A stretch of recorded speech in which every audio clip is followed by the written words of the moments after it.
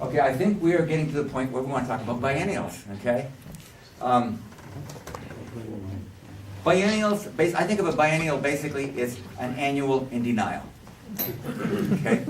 It thinks it's a perennial, you know, and it thinks it's very complacent, it's smug, you know?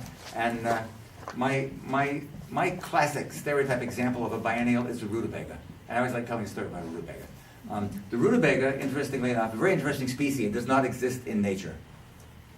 Yeah, it only exists under human. In fact, it is an interspecific. It's a cross of two different species. Ordinarily, that doesn't happen. But like mules, beefalo, triticale, these are these rare things where two species that are not that close related do it, and somehow it works. We know in the case of rutabaga, there are two species, one of which is the true turnip. Of course, most of us call rutabagas up in Maine, I bet down here, we call them all turnips, yeah. I grew up eating New England boiled dinner, you know, with the corned beef and the turnip. And I didn't realize, it wasn't until I was about 25 that I had my first real turnip. We had rutabagas there, and that's what we thought they were turnips. But anyway, the true turnip, Brassica rapa, originates in Central and Southwestern Asia.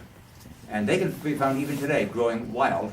Not feral, but wild. They're kind of a mixture. Some of them have gone wild from farmers' fields, and some of them the other way around. They've been re-domesticated over and over. And so there's a huge, and therefore it's not surprising, there's a huge amount of diversity in them.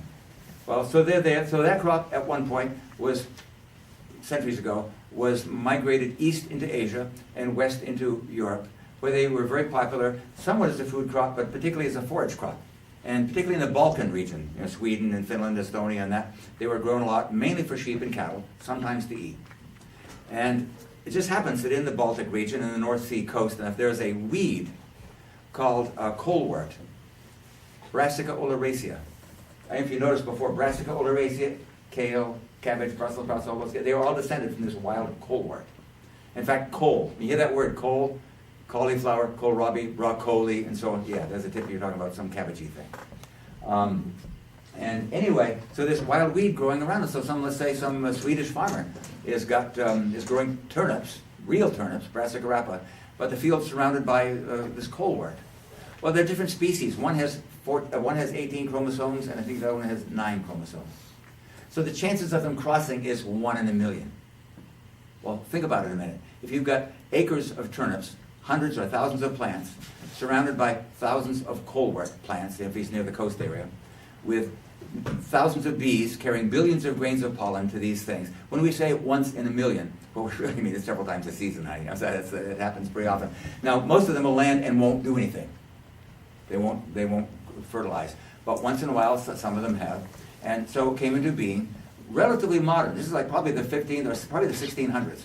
First time we know of the existence of the rutabaga. Happening in the Baltic area. This new species came in, and some Swedish farmer, Swedes are not dumb after all, would notice that in his turnip patch there were some of these things big, beautiful like that. And gee, they tasted milder. They were actually pretty good to take home to the family. They were, you know, not so pungent and whatever. And so a new species is born, which, by the way, has 27 chromosomes. Combination of 18 and 17. And because of that, I said the chances of the parent species crossing, like 1 in a million or whatever, the rutabaga can't cross with either one of them. Okay? So, just by the way, therefore that helps me. If I'm in my garden trying to propagate a variety of, let's say, kale, and a variety of rutabaga, and a variety of true turnip, it's important to know the difference. I'm okay, I'm golden, okay. It's important to know I'll sometimes get things in the collection that I received as a turnip, and I'll put it in the same isolation with a rutabaga and find out that the turnip is really another rutabaga. So I have to, and anyway, so there's this synthetic species, and it's fully biennial. And so I like to, when I'm thinking of trying to describe how a rutabaga, you know, thinks and get inside of its head, I think of let's say some Swedish, or let's say a Danish garden, you know, where they have something called winter, which is nothing like we in Maine call. We're not even like you in Connecticut call winter. They have fog and a little bit of snow, but you know, they have this. But it's a reality check. And so I'm picturing some Danish garden where there's a rutabaga sitting here, you know, like, oh my, this is wonderful, sun, fog, God, I'm this. Why should I get to have children in diapers, all that stuff? You know, I'm going to put it all away. I'm going to save it up. And so it does.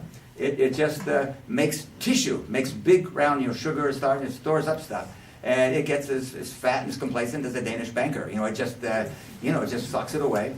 And it doesn't even think. It's very self-centered, okay? It thinks it's going to live forever. It needs a cue here. And so along comes the winter, granted, Danish winter, but it's sitting there, and springtime comes along, it starts warming up, and, oh, Himmel, I don't think I could send too many of those things. I better get in the family, eh? And so it does. Then, and only then, it starts sending up flower stalks and doing its sex thing. It needed that thing. The technical jargon word for it is vernalization. The common word for it is reality check. Okay? You're not immortal. Get with it. Now, a tomato, for a pepper plant, for example, has no such delusions. From the moment it sprouts, it knows it's got so many weeks to, go get through puberty and make a family and die. It knows it. So it goes. It doesn't waste time making a big fleshy thing. It just, okay, let's go, flowers. And so this is the thing we have to keep in mind. We have to keep the mindset of the Danish or Swedish rutabaga. Just by the way, the Swedes, the rutabaga, when they were brought to Britain, they called them at first Swedish turnips and then later Swedes. This is not an insult to either one. Okay, they have a lot in common. They're both warm, inviting, industrious, productive things. You know, they whether it's capital S Swedes, there's nothing pejorative in either direction. But we call it, in this country we usually call them turnips, but we should be calling them rutabagas. Well, anyway, so these things pretty much all share that. I've got them. I don't think I've got them separated like I should, but chicories are biennial. Most of these, in fact, beets, chard, onions, leeks, kale family, turnips, rutabagas. I think it's strictly annual. Radish is in between there. It can be, depending on the type, can be either annual or biennial. Carrots, celeriac. Right down to here, I think they're all biennials.